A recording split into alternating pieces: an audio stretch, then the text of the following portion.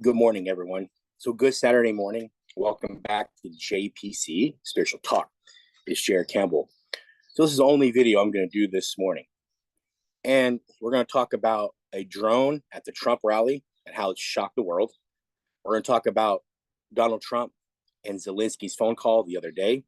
We're going to talk about the EU versus peace, how the Hungarian Prime Minister Orban stands alone and trying to find peace. We're going to talk about F16 S Ukraine, and we're going to end this segment talking about a heartbreaking protest that comes out of Kyiv, Ukraine, with a video.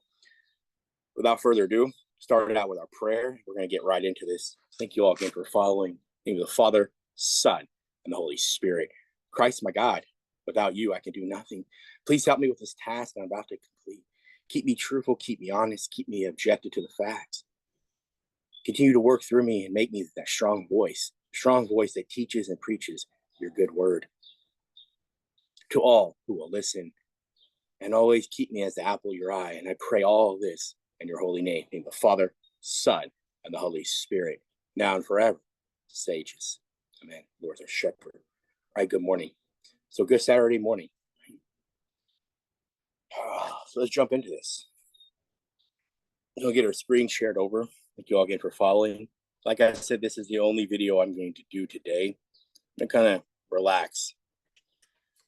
So hopefully everything goes good. Been having trouble with the internet since yesterday. So hopefully there's no hiccups on this one. All right. So first article here, right? As it comes up on the screen.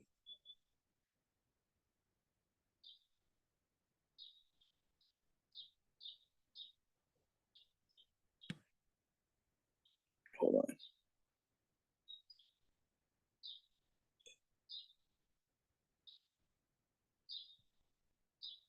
I do apologize. Maybe we're gonna have some hiccups today. I hope not.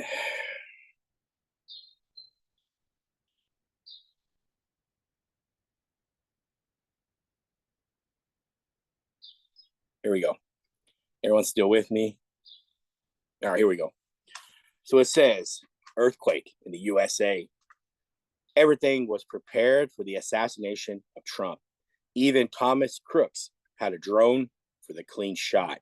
What do American media reveal about the attempted assassination of Donald Trump? So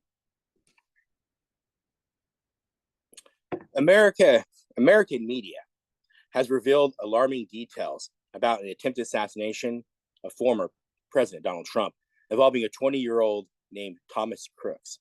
Reports indicate that Crooks used a drone to surveil the area before attempting the attack at the Pennsylvania rally.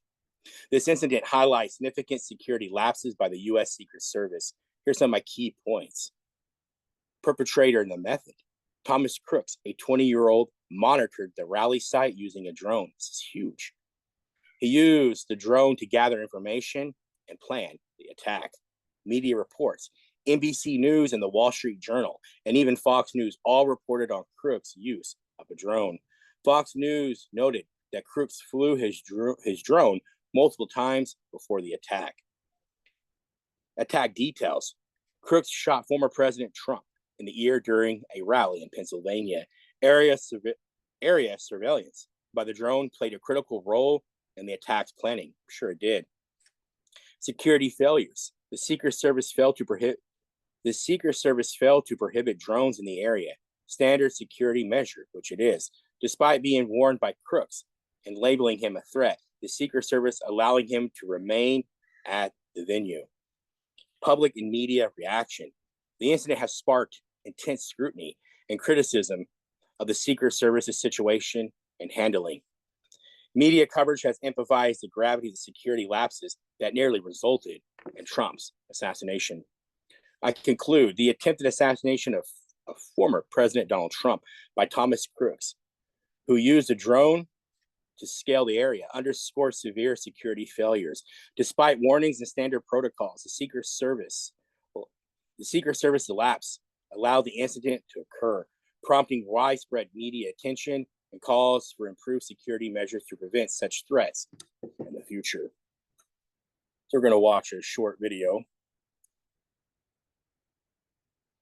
Jonathan, a lot of fast-moving developments tonight. We're learning more about what happened the day of the rally. A source familiar with the investigation tells me that Thomas Crooks was shot with a single shot that was taken by the Secret Service counter sniper, a second team whose view was obscured. In fact, the source tells me that the sniper could only see Crooks's scope and his eye and forehead because of the lip of the roof. The source described it as, quote, a 1 in a million shot. We're also told that the shot was taken by a member of that second counter sniper team, not the one that's been famously photographed. We're also told that Crooks most likely hid his AR-15 behind an AC unit he used to climb up onto the roof of the AGR building. Federal law enforcement sources say a ladder was not found on the site as previously thought, and that a Butler Township Emergency Services Unit sniper team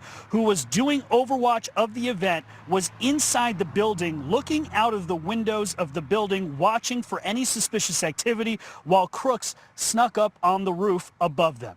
Tonight, the Wall Street Journal is also reporting that the would-be assassin flew a drone over the rally site hours before the shooting. A federal law enforcement source tells Fox there was no Secret Service drone flying in the air that day. This comes amid heavy criticism, of course, of the Secret Service's protection plan that day. In a new letter to DHS Secretary Alejandro Mayorkas, Senator Josh Hawley says multiple whistleblowers with direct knowledge have come forward saying last weekend's rally was considered a, quote, loose security event.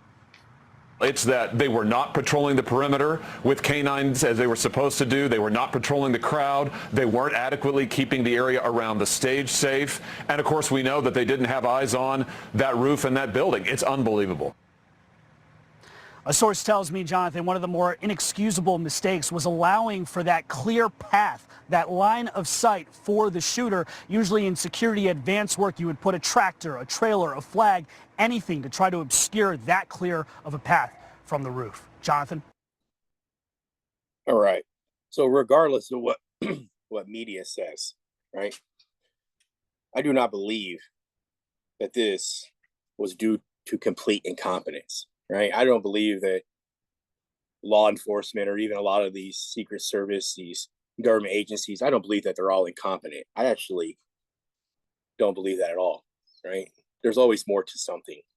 Right. There's always incompetent people in the world, but I don't believe to this extent that they were truly this incompetent. Right. But Joe Biden also had something else going on in the same state at the same time that Trump was having his rally, right? She's the first lady. He's a former president. To me, it seems like, I wouldn't say incompetence, but I think there's something else there, right? She had more detail than he had. So interesting, right? So let's move on, right? So our next thing on the list here, let's look at this.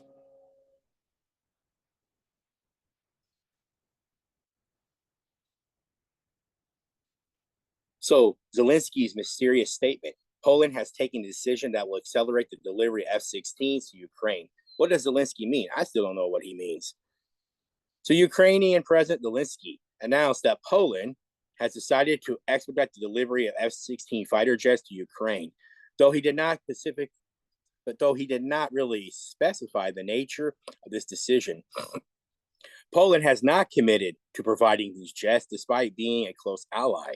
The Ukrainian government is eager to enhance its air defenses against Russian attacks. And this development follows the recent confirmation by the U.S.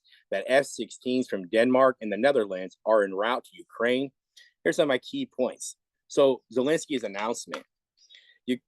Ukrainian President Zelensky stated that Poland has decided to hasten the delivery of F-16 fighter jets to Ukraine. Zelensky did not elaborate on the specifics of the decision. Poland's role in response. Poland, a neighboring country, an ally of Ukraine, has not publicly committed to supplying F-16 jets. Polish Prime Minister Donald Tusk's office has not commented on Zelensky's statement. Significance for Ukraine. Ukraine is keen to receive F-16s to bolster its air defense capabilities. The fighter jets are expected to help Ukraine counter long-range strikes from Russia. And even in some recent developments, U.S. Secretary of State Anthony Blinken recently confirmed that Denmark and the Netherlands are sending the first batch of F-16s to Ukraine. I conclude, President Zelensky's statement about Poland's decision to accelerate delivery of F-16s to Ukraine indicates significant yet unspecified support from Poland in the ongoing conflict with Russia. While the exact nature of Poland's decision remains unclear, the announcement underscores Ukraine's strategic efforts to enhance its air defense capabilities amidst continued Russian aggression. This development follows the confirmed delivery of F-16s from Denmark and the Netherlands, highlighting increased international support for Ukraine's military needs. So this one's interesting, right? Definitely going to keep an eye on that one. So as we keep digging on through here, right, we're eventually going to get to Trump and Zelensky's phone call. But let me get through some of these newest developments first, right? So just stay with me. So we see that here, Russia warns of increased presence of NATO warships in the Black Sea, a remarkable increase in the Western military ships. So the Kremlin has expressed concern over the increased presence of NATO warships in the Black Sea, particularly around Bulgaria and Romania, viewing this as an additional threat to Russia's security.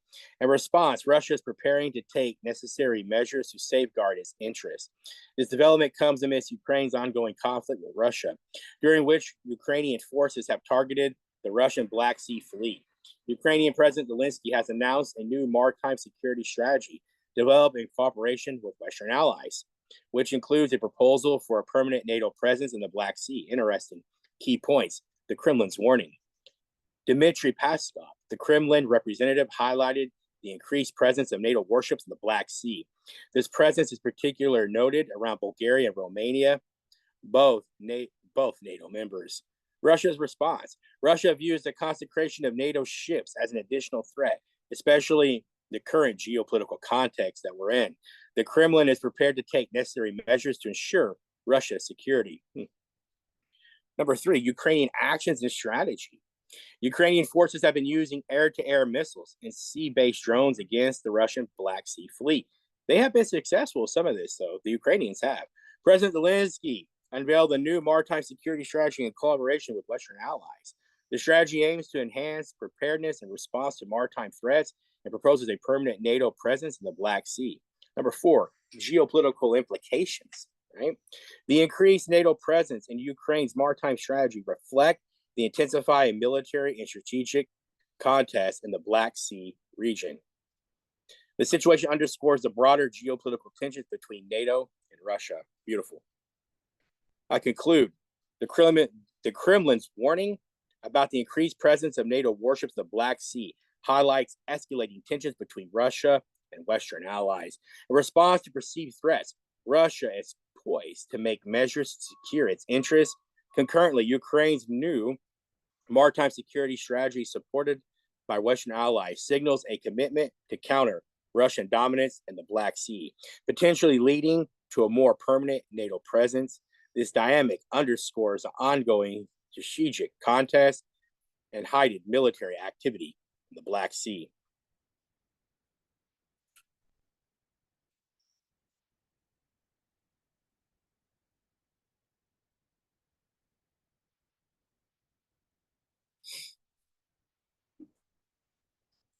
So here we go. UK Prime Minister, Kyiv may use storm shadow against targets in Russia. The new British government continues the line of the Conservative Party. So Starmer, right? So was it Starmer? So the British Prime Minister has stated that Ukraine can use British supply Storm Shadow missiles to strike targets inside Russia. This announcement aligns with the Conservative Party's approach, providing Ukraine with the capability to attack within Russian territory. The Prime Minister's statement came during this meeting with Ukrainian President Zelensky at the NATO summit in Washington. The new British the new British Defense Secretary, John Healey, reinforced his position, emphasizing Britain's commitment to supporting Ukraine's defense against the Russian invasion. Key points. The Prime Minister's statement. He announced that Ukraine could use British-supplied Storm Shadow missiles to strike Russian targets. So it's starting to heat up. This is interesting. This continues the Conservative Party's policy of enabling Ukraine to attack Russia. Number two, support from Defense Secretary. The new British Defense Secretary, John Healey, confirmed Britain's commitment to assisting Ukraine. Healey mentioned that Britain would do everything we can to help Ukraine, but avoided discussing specific operational details. Context and meeting. This announcement was made during NATO summit in Washington, where the British Prime Minister met with Ukrainian President Zelensky. This meeting underscores the continued support for Western allies for Ukraine amidst the ongoing conflict with Russia. Strategic implications. Allowing Ukraine to use British missiles against Russia represents a significant escalation in military support. It signals a strong stance by the new British government in backing Ukraine's efforts to repel Russian aggression. Their words, not mine. Hear that word again, Russian aggression. So I conclude, under Prime Minister, right? So under the new Prime Minister here, the UK has affirmed its support for Ukraine by permitting the use of British Storm Shadow missiles against targets within Russia. This policy continuation from the Conservative Party marks a significant stance in the ongoing conflict, highlighting the UK's commitment to aiding Ukraine's defenses. The announcement made during the NATO summit in Washington emphasized the strategic cooperation between UK and Ukraine, reflecting broader Western support against the Russian invasion.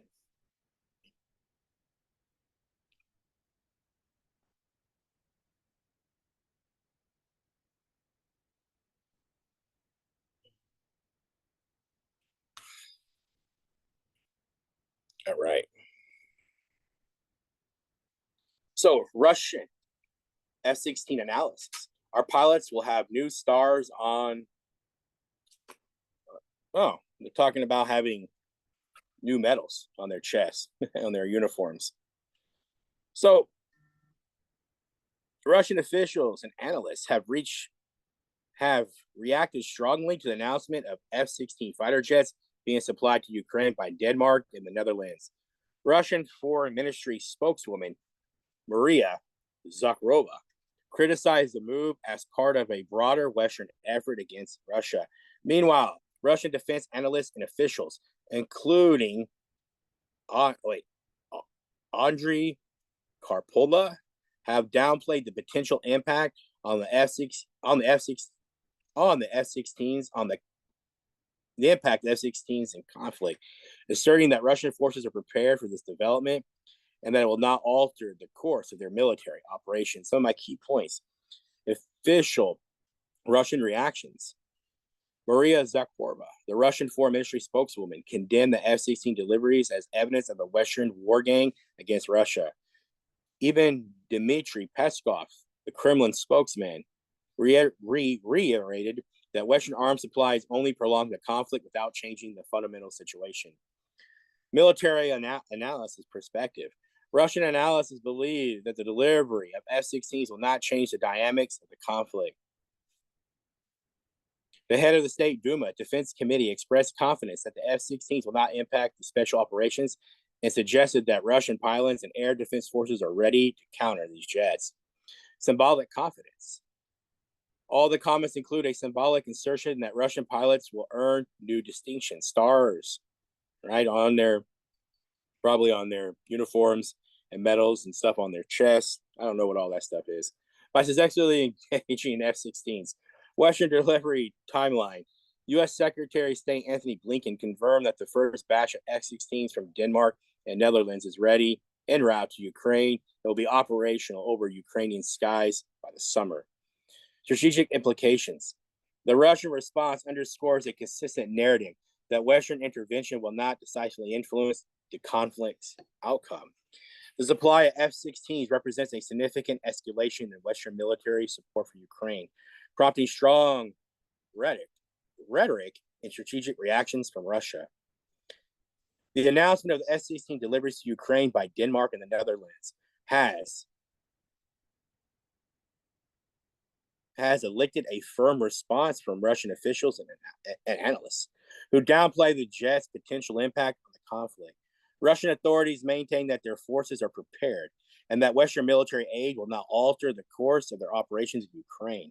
This development highlights the ongoing escalation of military support for Ukraine from Western allies and the corresponding strategic adjustments and rhetoric from Russia.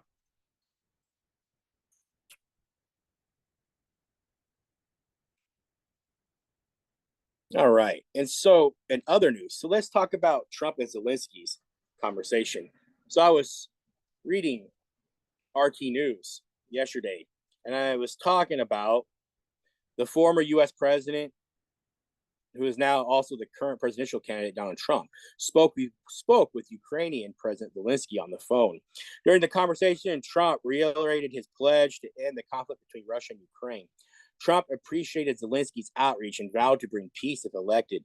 Zelensky also agreed to discuss peace measures in the future, personal meeting, and emphasized the importance of continued American support for Ukraine. The phone conversation Trump and Zelensky had an excellent phone call. Trump's pledge. Trump gave a promise to end the Russia-Ukraine conflict and bring peace. Zelensky's reaction. Zelensky congratulated Trump on his success and condemned his assassination attempt. Future discussions. Zelensky agreed to meet Trump to discuss peace measures. American support. Zelensky highlighted the importance of bipartisan American support for Ukraine. In 2019, impeachment. Trump was previously impeached over a phone call with Zelensky regarding alleged pressure for political gain. Zelensky's position. Zelensky seeks total victory over Russia and refuses to concede to pressures to end the conflict prematurely. Election and governance. Zelensky's presidential term expired, but he continues to govern under martial law. Moscow stance. Russia demands Ukraine withdraw from occupied territories and refrain from NATO membership for peace talks to begin. If reelected, the phone call between Trump and Zelensky underscores Trump's commitment to negotiating peace in Russia. Ukraine conflict. Zelensky acknowledges the critical role of U.S. support and expresses willingness to discuss peace with Trump. Though he remains firm on achieving a complete victory over Russia, the conversation reflects ongoing complexities and differing stances on resolving the conflict, with significant implications for U.S. foreign policy and international relations. Ukrainian President Zelensky stated that Ukraine will not succumb to any pressure from a potential Trump administration to compromise with Russia.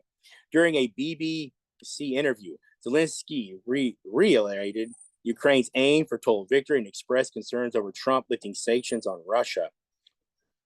Zelensky also commented on Trump's vice presidential candidate, J.D. Vance, discussed the importance of international pressure on Russia for peace.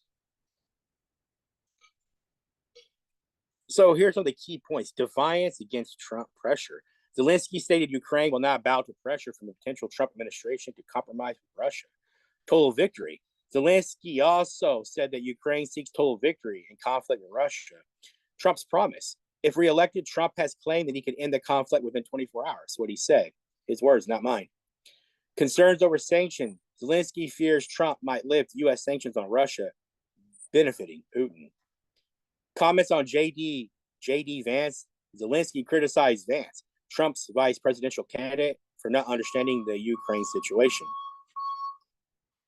Need for international pressure. Zelensky emphasized the role of international partners in pressuring Russia for peace.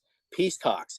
Putin has stated willingness to negotiate if Ukraine refuses to join NATO and withdraws from contested territories. Zelensky's term expired, but he continues to govern under martial law, refusing new elections. That's interesting stuff. All right. Zelensky's statements there highlight his firm stance against compromising with Russia despite potential pressures from a re-elected Trump administration. He emphasizes the need for continued international support and sanctions against Russia. Zelensky's commitment to total victory and resistance to external pressure underscores the complicities and challenges in achieving peace in the Russia-Ukraine conflict.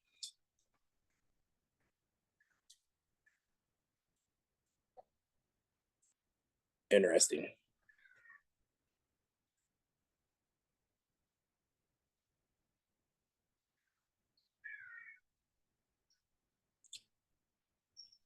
All right, so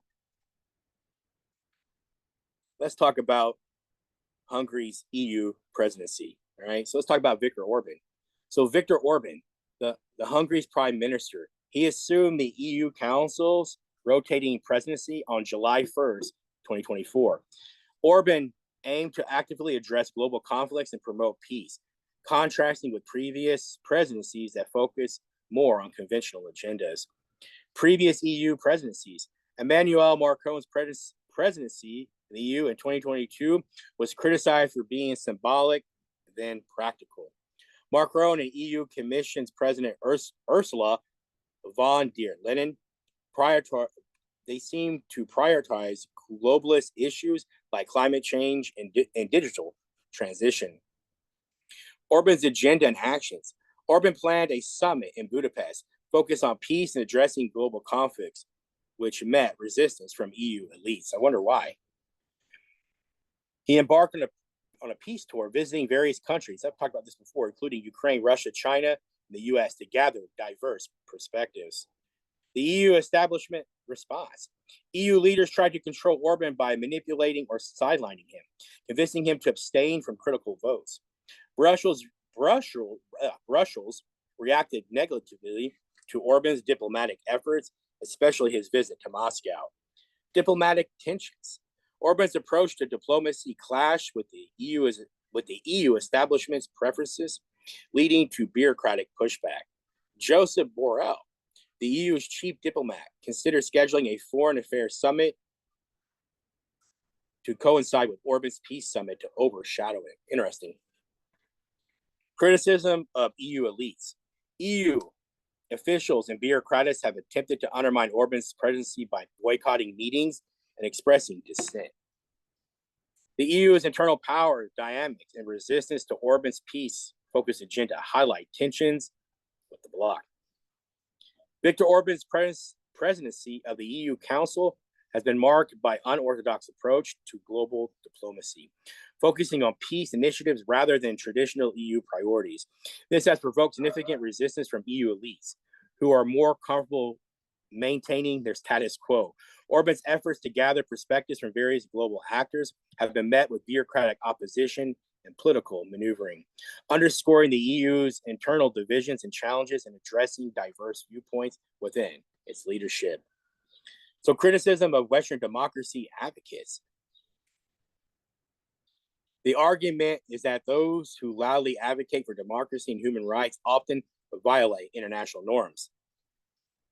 Donald Trump's image. Despite being portrayed as a fascist, Donald Trump is noted for avoiding military conflict.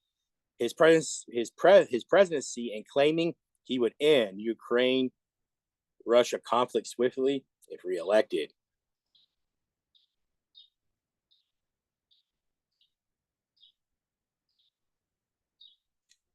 Even Putin's warnings. In 2008, Putin warned against NATO expansion, highlighting the provocations it represents and questioning the West's forgotten assurances post-Warsaw Pact dissolution.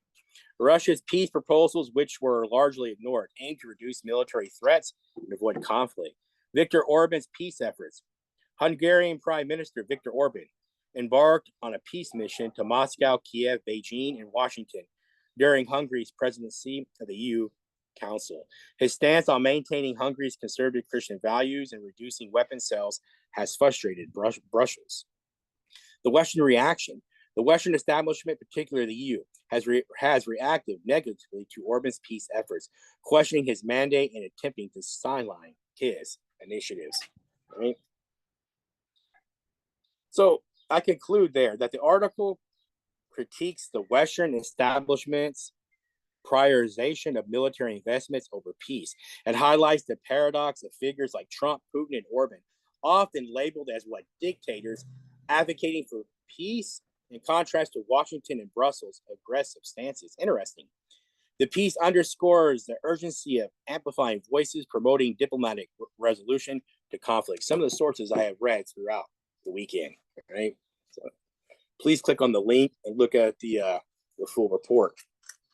So now we're going to close out. We're going to talk about this in Ukraine. And then that's how we're going to close out the segment. Thank you all again for following. Please click on the link. I stumbled over a few words today, right? But I think I pretty much have covered everything. So it says, shocking. Ukrainian woman set herself on fire because her husband was drafted. She has burns on 80% of her body. So a Ukrainian woman, Arachne, which is, I think, a region that's like something that's in the Kyiv region. She set herself on fire in front of a courthouse to protest her husband's conscription after her lawsuit to delay his draft was rejected. The woman is currently being treated in a Kyiv hospital, suffering from burns on 80% of her body. Here's some key points. Incident details. The incident took place in Arachne, Kyiv region. The woman used a flammable liquid to set herself on fire outside the courthouse. Her protest was in response to the rejection of her lawsuit to delay her husband's conscription. The woman also sustained severe burns covering 8% of her body. She is receiving medical treatment in a hospital in Kyiv. Her act highlights extreme distress and opposition some individuals feel towards the conscription process in Ukraine, and underscores the personal and family impact of Ukraine's ongoing conflict and the military draft. Media coverage. The incident has been reported widely, emphasizing the shocking nature of the protest. I have not seen it in our mainstream media. A video of the incident has been circulated, further drawing attention to the gravity of the situation. That's why I'm showing it. The tragic act of this by the Ukrainian woman in protest of her husband's conscription reflects the intense and personal anguish caused by the draft in Ukraine amidst the ongoing conflict. With 80% of her body burned, her condition is critical. And the incident has garnered significant media attention, highlighting the severity and emotionally and the societal pressures faced by families affected by the war in Ukraine. So we're going to look at this video, and that's how I'm going to end. Because I've been talking a lot about what's going on in Ukraine, and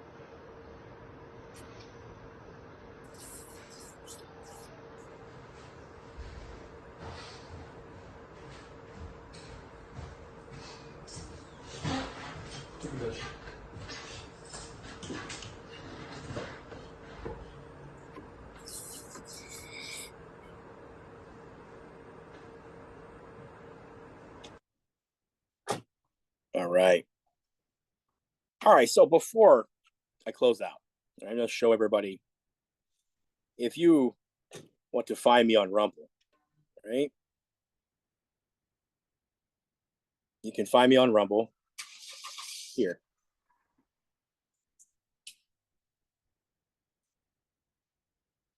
The Campbell Family 07. That's how you can find me on Rumble, right? So yesterday, before I started having problems with the internet, I did almost a 3-hour video with Ricky. Ricky lives in Ukraine. And in that video, we talked about blackouts, culture, and also media myths. Right?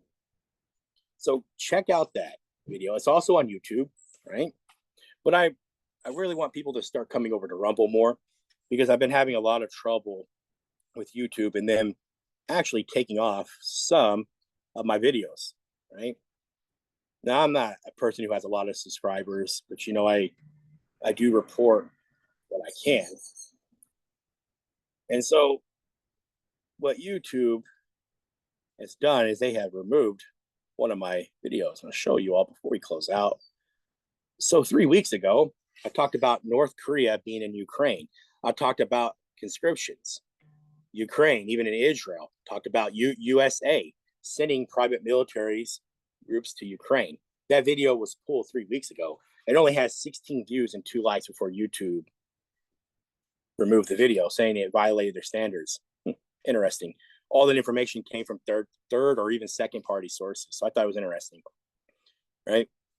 So yesterday when Ricky and we talked, right, there's some of the stuff we discussed in this video, right? So we talked about a lot of things. We talked about the Ukraine conflict and travel experiences. We even discussed cost of living, inflation, and foreign income. Ricky told some stories. We talked about civil war concerns possibly growing the U.S. or even some political revolution. We talked about nationalism, distress, and social isolation. Talked about sleep patterns and regional differences. Ricky talked about his drone adventures and Ukraine insights, showing pictures. Talked about Ukraine's tourism, media, and road discussions. Ukraine conflict, patriotism, and a lot of photographs. Weekly discussion on various topics. We decided that we can try to get together weekly if we can, right? Depending if he has internet, but something we're gonna start doing hopefully weekly, right? So this is good information. It's over 2 hours, but you kind of filter through on what you want to listen to. So that's a good video if you want to watch it. Let's check the time here. Not too bad on time, right?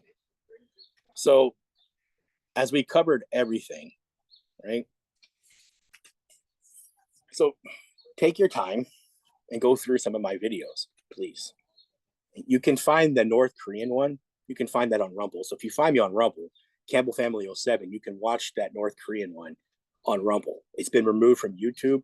I don't know if it'll ever get put back, but I tried to appeal it and they keep rejecting it for some reason, but it's okay.